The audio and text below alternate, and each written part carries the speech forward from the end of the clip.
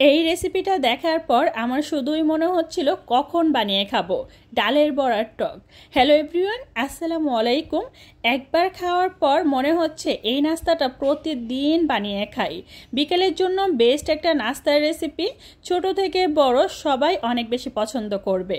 চলুন তাহলে ভিডিওটা উপভোগ করা যাক। একটা পাত্রের মধ্যে 1 কাপ পরিমাণ ডাল আমি সুন্দর করে ভিজিয়ে রাখতেছি। আপনারা চাইলে সারা রাত ভিজিয়ে রাখতে পারেন, তো আমি 2 থেকে আড়াই ঘন্টার মতো ভিজিয়ে রাখবো, যেহেতু এটা আমি এখনই বানাবো, আমার আর সহ্য হচ্ছিল না। প্রথমে একটা মশলা বানাচ্ছি, যেমন 1 টেবিল চামচ পরিমাণ জিরা, 1 টেবিল চামচ কালো গোলমরিচ আর 1 টেবিল চামচ আস্ত ধনিয়া, সেই সাথে 4 থেকে 5টা শুকনো মরিচ। এটা মিডিয়াম আঁচে আমি সুন্দর করে ভেজে নিচ্ছি, যাতে করে মরিচটা না পুড়ে যায় আর এই মশলার কালারটা নষ্ট না হয়।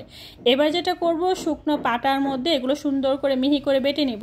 চাইলে আপনারা ব্লেন্ডারে ব্লেন্ড করে নিতে পারেন, আমি পাটায় সুন্দর করে বেটে নিচ্ছি।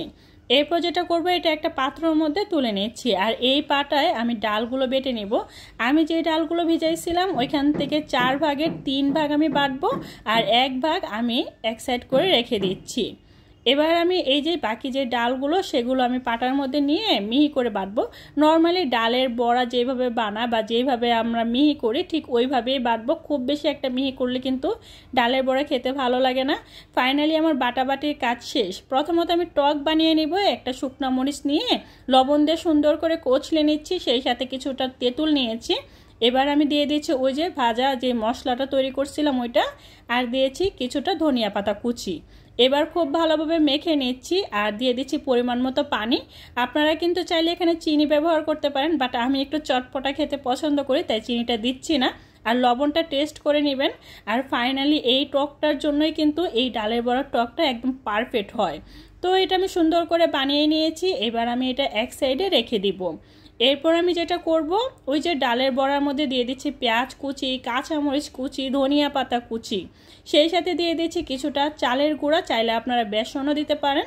এরপরে স্বাদ মতো নুন, লাল মরিচের গুঁড়ো, ধনিয়া গুঁড়ো, হলুদের গুঁড়ো।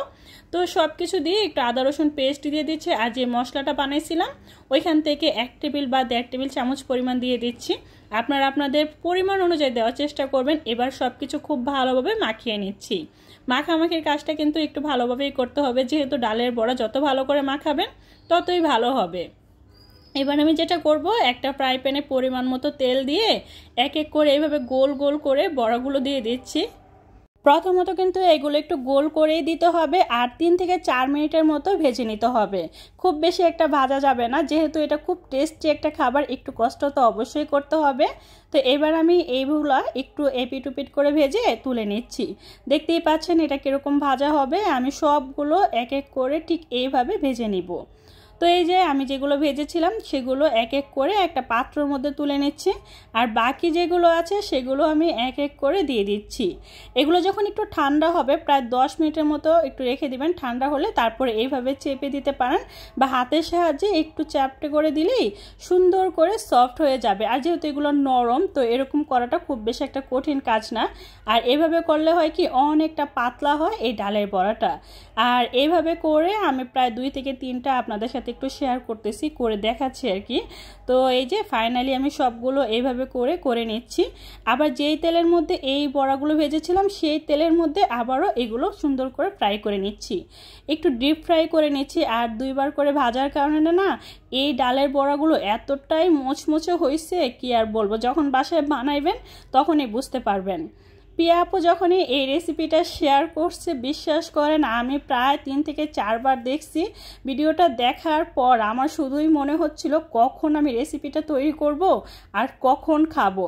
তো ভাবলাম যেহেতু আমি রেসিপিটা তৈরি করতেছি, তো আপনাদের সাথে শেয়ার করি। যারা কিনা আমার ভিউয়ার্স আছেন তারা হয়তো অবশ্যই এই রেসিপিটা অনেক বেশি পছন্দ করবেন। আর যারা কিনা অনেক বেশি চটপটা খাবার পছন্দ করেন আমার মতো, তাদের তো মনে হবে যে প্রতিদিন বানিয়ে খাই শুধুমাত্র এই রেসিপিটা। এতটা ইয়াম্মি হয়। এই যে এইভাবে করে একটু ভেঙে একটা পাত্রের মধ্যে নিয়ে নিচ্ছি, তারপরে দিয়ে দিচ্ছি একটু তেঁতুলের টক। বিশ্বাস করেন এটা খেতে যে এতটাই মজা হয় আমি কখনোই জানতাম না, শুধুমাত্র পিয়া আপুর কারণে আমি এই রেসিপিটা শিখতে পারছি। থ্যাংক ইউ আপু, এত সুন্দর একটা ভিডিও আমাদেরকে উপহার দেওয়ার জন্য। তো ভিডিওটা কেমন লাগছে অবশ্যই কমেন্ট করে জানাবেন, ভালো লাগলে লাইক কমেন্ট শেয়ার করে দিবেন, চ্যানেলটা সাবস্ক্রাইব করে রাখবেন, আর পেজে লাইক ফলো দিয়ে সবসময় সাপোর্ট করবেন। সবাই ভালো থাকবেন, সুস্থ থাকবেন, আমার জন্য দোয়া করবেন। আল্লাহ হাফেজ।